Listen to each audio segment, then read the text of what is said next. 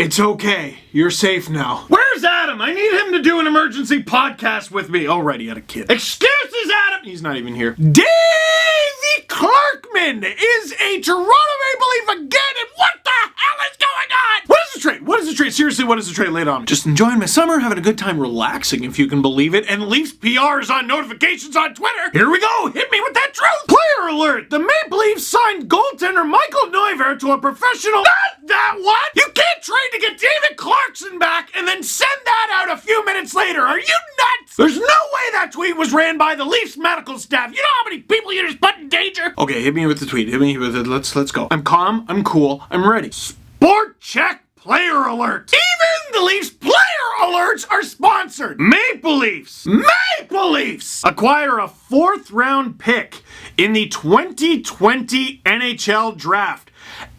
And forward David Clarkson. You see, one of the things my therapist and I have specifically talked about, specifically this thing, is to not fear things that don't have a high likelihood of happening. It's not going to happen. It's an irrational fear. Well, Doc, it happened! Maple Leafs acquire a 4th round pick in the 2020 NHL draft and forward Davy Clarkson from Vegas in exchange for goaltender Garrett Sparks.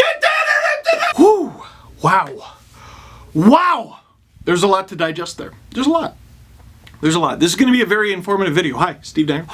I know I've done a bunch of yelling so far. I'm going to explain it very calmly and coolly. Only after I have finished calmly and coolly explaining this trade, because a lot of you have questions, okay? A lot of you have questions and understandable. Only after explaining this trade calmly and coolly will I scream again. So, I'm sure the question on most of your minds right now is, why did the cap-strapped Leafs acquire David Clarkson? Are they nuts? No, they are not, says several people who actually understand the salary cap. I'm not trying to flex on you that I text cap-friendly, but I actually text cap-friendly and was like, can you explain this, please? I need an adult. Here is a multi-tweet explanation of this trade from cap-friendly. After acquiring David Clarkson's contract, we now show the Leafs with a projected cap hit of $82.2 million, which is $735,000 above the $81.5 million ceiling, with a roster of 22. That's 12 forwards, 8 defenders, and 2 goalies. The Leafs can still place Nathan Horton and David Clarkson on LTIR, that's long-term injury reserve, and potentially exceed the ceiling by as much as $10.55 million. So, I have had this explained to me by even cap-friendly multiple times. So, Nathan Horton and David Clarkson, it's complete cap shenaniganery. That does not subtract $10.5 million from the Leafs cap total. What it does is it allows them to spend $10.5 million above the salary cap. So it doesn't take away from their number, it adds to it, if that makes any sense at all. Does it? Probably not. Continue. After trading David Clarkson to Toronto and signing Derek Engelland for $700,000, we now show the Vegas Golden Knights with $1 million in projected cap space and a roster of 22, 14 forwards, 6D, and 2 goalies. Unsigned RFAs, Nikita Gusev, who's a big deal, and Jimmy Schultz. Basically explaining everything from the Vegas Golden Knights perspective. People talking about, oh, they might have to trade Nikita Gusev. Well, they're working towards maybe not doing that potentially. Back to the Leafs. There is still much that can happen between now and October 1st when the season begins. But by acquiring David Clarkson's contract, the Leafs could now build a roster with a total projected cap hit as high as $92.05 million, then place both Horton and Clarkson on LTIR to cover the $10.55 million difference. See? Like I said, this doesn't take away from the number that the Leafs are paying. It just allows them to spend higher than other teams, basically. Their cap is higher than other teams in a hard cap league. It makes tons of sense. But even that's not technically true. It does not make their cap higher. It just allows them to spend over by that amount. Right? Right. And before I continue, just remember that Brandon Pridham, the Leafs assistant general manager, helped write this thing. He helped write the collective bargaining agreement, the CBA. He basically helped write how the salary cap works. So if there is any shenaniganery to be had, He knows how to do it. Another option for the Leafs is to build a roster right up until the $81.5 million ceiling, then place both Clarkson and Horton on LTIR once the season starts, and giving the club $10.55 million in additional cap space. This scenario is only likely if Marner doesn't sign before the season begins. Okay, here's how I'm interpreting that, and I hope I'm right. You've probably heard people call William Nylander the $10 million man, which is stupid and wrong, but technically was a little bit right for a while. William Nylander's cap hit is about $6.9 million. That's it. That's what it is. Last year, because he didn't sign until December, it was at a prorated rate. So William Nylander's cap hit last year was over $10 million. But because the Leafs had the space, it didn't even matter. He was under contract. Great. That was the whole point of it, was to get him under contract. And they did. My understanding is the Leafs basically couldn't do that with Marner this year. He's asking for way more than William Nylander, and the Leafs are way closer to the cap. So waiting until December would just screw everybody over, especially the Leafs. So basically, if you're in Mitch Marner's camp, you're looking at the Toronto Maple Leafs and going, hey, tick-tock, look, it's almost this certain date. You got to get my client signed by this date. Give us our number. Unless I'm mistaken, this buys the Leafs time. If they had to go into the season with Marner, they could, which allows them to either do that and go into the season, or it at least takes leverage away from Marner's camp. Like basically the October 1st deadline was holding the Leafs hostage. Now there's a little bit of wiggle room and freedom for the Leafs. It was their way of protecting themselves. And in that way, it's actually very smart. Cap Friendly continues. One thing is for certain. Okay, good. We're up to one thing then. One thing is for certain. Unless the Leafs trade several larger contracts, they'll most likely be using LTIR this season. This would also suggest that they'll have a very difficult time accruing cap space as the season progresses, and any bonuses earned will result in an overage. Now, bonus overages, you might remember, being a big problem for the Leafs because they were spending to the cap because they took on all these garbage contracts in order to get picks during the rebuild, but they also had guys on their entry level like Auston Matthews, whose base salary was something like under $1 million or whatever, but because he hit all his bonuses, he was making like 3 or 4, and that sent the Leafs over the cap. And then what happens when you go over the cap? That carries over to next year. It's an overage penalty. I don't see that as a huge issue for the Leafs going forward because they don't have guys like Marner, who was picked 4th overall, and Matthews, who was picked 1st overall. Well, they do have them, but they're out of their ELC. One last thing from Cap Friendly, because one more. The Leafs could also build a roster that has a projected cap hit of 89.9, that's so specific, or $8.4 million above the ceiling, roughly.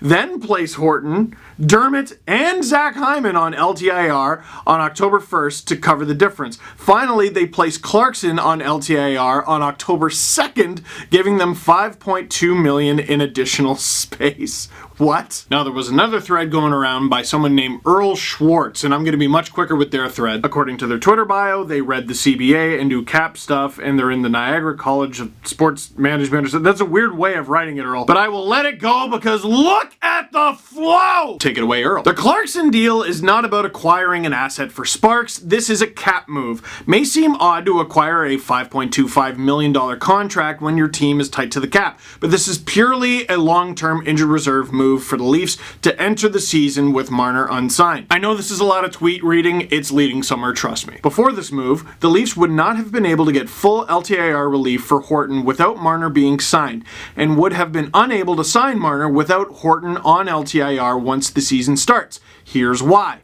The Leafs roster will look something like this to start the season, and without Marner signed, they cannot elevate close enough to the cap in order to get enough LTIR relief from Horton to sign Marner mid-season. If the Leafs were to enter the season without Horton on LTIR, the total amount of cap space they will have on the day Horton is placed on LTIR will be $5.3 million. They can use recalls to get that number closer to $6 million, but it's still not enough to sign Marner. Now, with Horton and Clarkson, it looks a little different. If Marner signs before the season starts, the Leafs can get full relief from Horton/Clarkson, and there's no change from the original plan. On the other hand, this opens up the possibility of another holdout. If Marner does wait until the regular season has started, the Leafs will need to bury about $1 million in order to be compliant on the first day of the season. So you see, question mark? Then they can make the necessary recalls to get as close to the cap as possible. Just my personal opinion, I highly doubt it's CC. After that, the Leafs will place Horton and Clarkson on LTIR simultaneously, then recall all the players they had on the roster originally. Mikheyev is waiver exempt and will likely get papered around a bit. Mikheyev, in case you haven't been paying attention, is a Leaf free agent signing out of the KHL, and for some reason he's been penciled onto the roster even though no one's seen him play on North American ice. Hopefully he's good. He's a forward. Should add he's a forward. I know. I wish I said right-handed D2. Moral of the story is, the Leafs are preparing to start the season without Marner, and the fans should too. Could be a negotiating tactic, but who knows?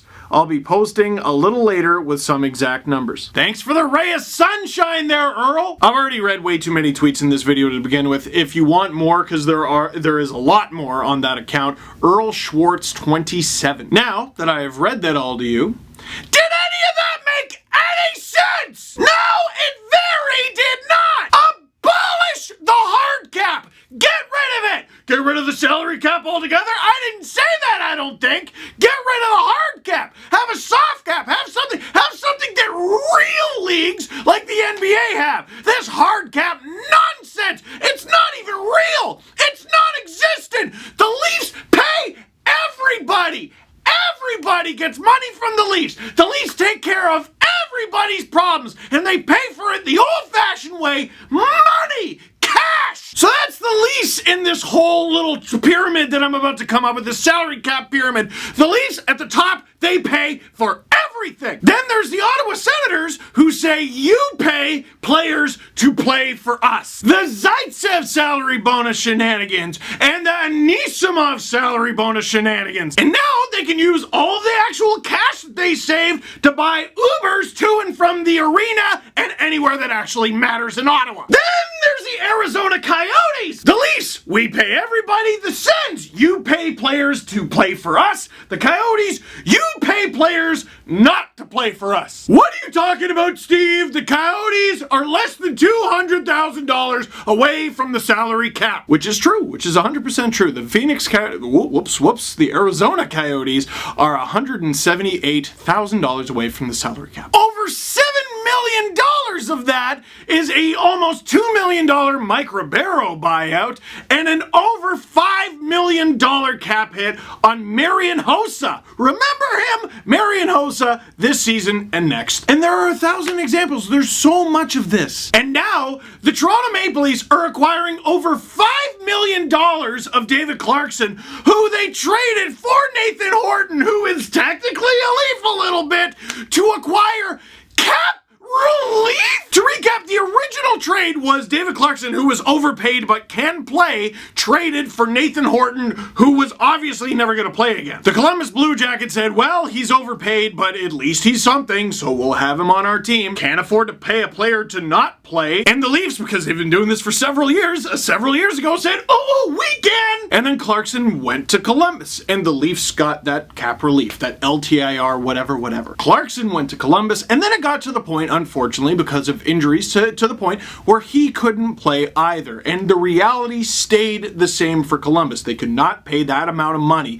for a player that couldn't play for them. It didn't make sense for them. So, when the expansion draft came, they sweetened the pot a little bit for Las Vegas, and all of a sudden, David Clarkson became a Vegas Golden Knight, which you all learned today when you saw that trade, by the way. You had no idea. And so the Leafs get him back. And so the Leafs can spend over $10.5 million above the salary cap because they have both guys in the Clarkson for Horton trade. And all I'm saying is, thank goodness Brandon Pridham works for my team or I'd be losing my mind. Because it's our cap circumvention, don't you touch it. Like Connor McKenna here, who's my pal. Curious for perspectives on how the Leafs acquiring Clarkson doesn't constitute cap circumvention. I'm all ears! Well, Connor, I'm glad you asked. Allow me to explain why the David Clarkson trade, the second one I mean, is not cap circumvention for the Toronto Maple Leafs. It is cap circumvention, and it should be allowed! I said it! I don't care. The Chicago Blackhawks won 3 Stanley Cups with 2 contracts that are presently illegal. Duncan Keith's, that guy makes just over $5 million against the cap. It's such a travesty. And Marian Hossa's, who was just over $5 million as well, and is no longer in the league. He's a Coyote, but he's not. And people get all up in arms about Marian Hossa. How dare you accuse him of having that skin condition that he says he has? And I am not accusing him of not having that skin condition that he has. He very obviously has it. I'm not going to accuse him of that. But he stopped playing at exactly the moment that contract was designed for him to stop playing. The Datsuk trade between the Coyotes and Red Wings. The Coyotes got a first-round pick because Detroit traded them a ghost. The Leafs had to trade a first-round pick to Carolina to get rid of Patrick Marleau's $6.25 million cap hit because he was going to play for them. And the Leafs get a pick from the Vegas Golden Knights for acquiring $5.25 million David Clarkson, who is not going to play for them. Listen, I fully understand the NHL situation. I understand the NHL's reality, okay? It's barely a major player in North America. There's a lockout every 5 minutes, and the hard cap is in place because the league does not make bloody money. Or rather, it's starting to, less than they thought though, because remember the salary cap was supposed to be $83 million, and only a few months later they go, whoops, we were wrong, we're gonna cut that by $1.5 million, rinky-dink Mickey Mouse nonsense! But the hard cap was put in place because teams were losing money and the NHL was gonna fold or something. But I do miss looking at a trade and going, I like that player, but I also like that player. Oh, I don't like that player, but I do like this player. I liked just looking at the players. And dude, how ironic is it that the team that hired General Fanager, the reason GeneralFanager.com is no longer on the internet is because the Vegas Golden Knights hired the guy. They hired Tom. His name is Tom. They hired Tom to be their cap guy. And I'm sure his site got a ton of hits during the era where the Leafs had David Clarkson and traded him for Nathan Horton. That was the first site I went to. I lost my mind. But with General Fanager offline, if Cap Friendly was to ever get bought by an NHL team, what would any of us do? I've talked about this before. There was a Twitter post by the Carolina Hurricanes, and it was a behind-the-scenes thing. And NHL teams are just going to stop doing this because every time they do, they get dunked on. The Boston Bruins one, where they talk about Tyler Seguin not fitting into their culture. It's amazing that thing is still on the internet. More amazing that the Edmonton Oilers decided they wanted to scoop Peter Chiarelli up after that, and slightly more amazing that he got fired, isn't it? But there was recently a Twitter post from the Carolina Hurricanes. It was a behind-the-scenes thing, and they all had Cap Friendly pulled up. They did. They all had Cap Friendly on their computer. Forget us.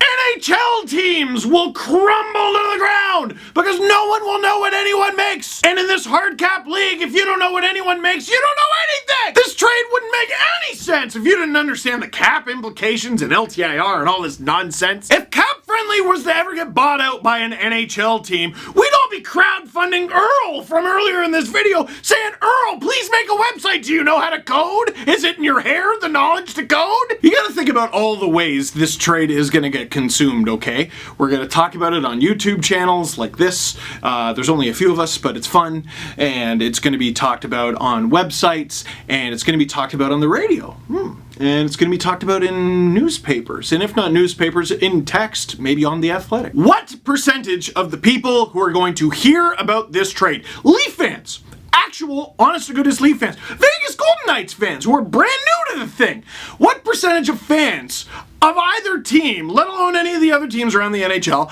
are going to understand this trade with zero error? Dude, I'm sure the comment box is littered with mistakes that I've made in understanding the stuff I just read. So no, I don't feel bad that the Leafs are clearly getting away with cap circumvention because they're bankrolling the entire damn league anyway. They should get some benefit from that. The life cycle is the Leafs pay players a big old bunch of money not to even play for them. They sit out their entire contract, they go and spit in chiclets, it's great, and we all listen to it. And then we move on to the next crisis.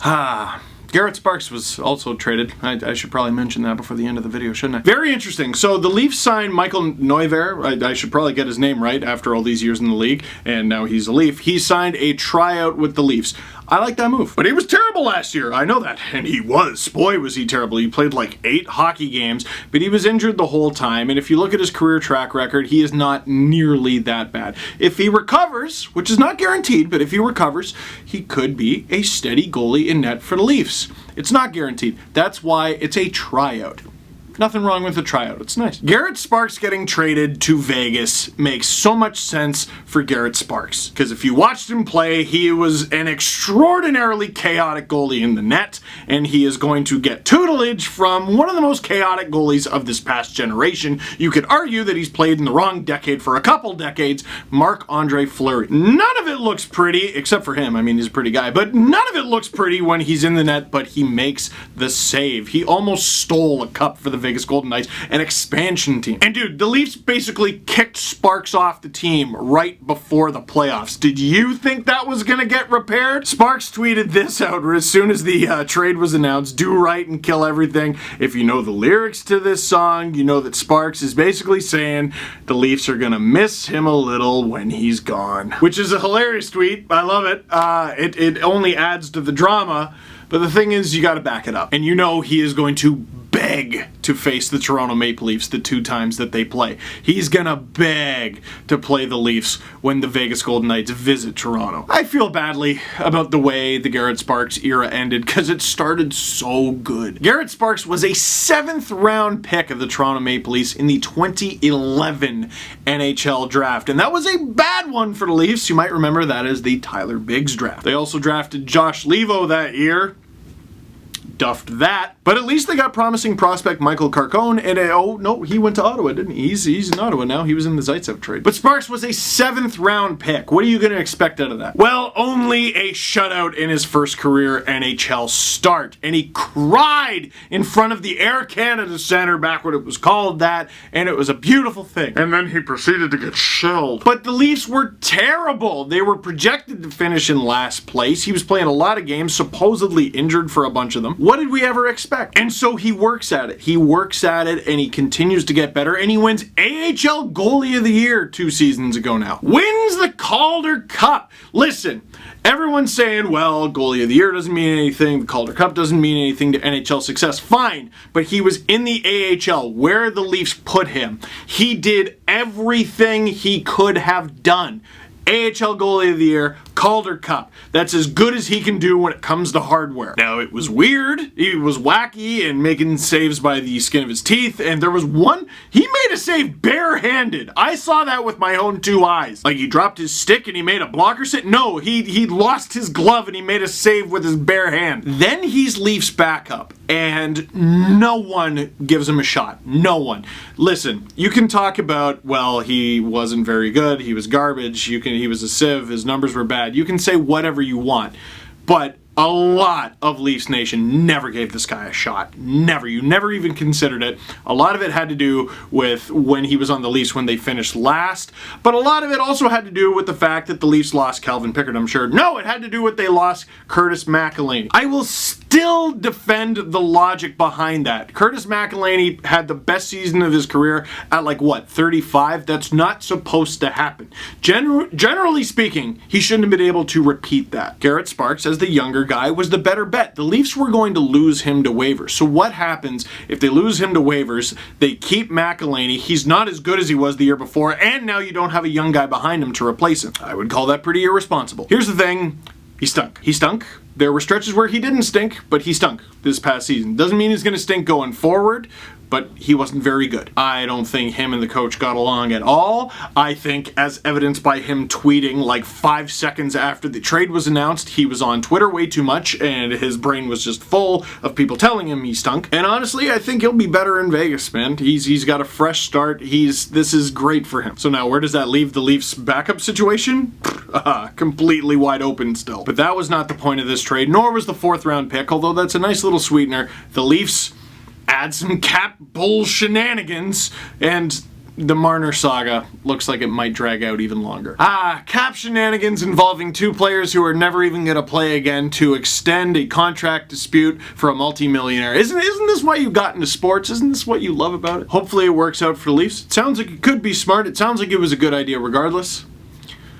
It sounds confusing. Hope you understood it. I'm not even sure I did. So that is it for this one. Thank you very much for watching. Click like if you like this video. Click subscribe if you really liked it. Tell all your friends what you were just explaining, or just send them the video. Hopefully it makes sense. Send them the Twitter threads. Send them cap friendly. Oh my god, I can't wait for actual hockey games.